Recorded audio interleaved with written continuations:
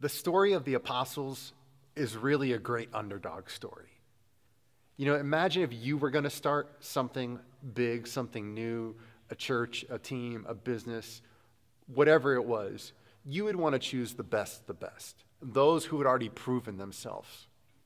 But Jesus chooses a bunch of nobodies, a bunch of people who no one else wanted, who no rabbi in their right mind would have chosen. You know, quite frankly, they were mess-ups. And he chooses them anyway because he sees in them something. And he believes that despite the fact that they mess up, they do things that they're not supposed to, even while he's still on the earth.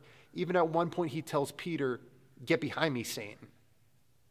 But the reality is he knows they have what it takes to follow after him. But the hope of being called, the hope of Jesus calling nobodies, when we look at that, what does that question mean for me? I think it's really hopeful. Because if you're anything like me, there's been points in your life where you feel like a nobody or a mess up. And that Jesus looks at you and he sees your value, he sees your worth, and it's not tied to what you've done or what you could do.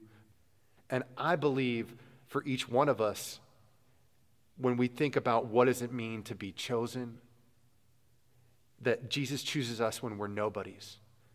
Jesus asks you, like he takes Peter, James, and John and reveals himself to them on the mountain.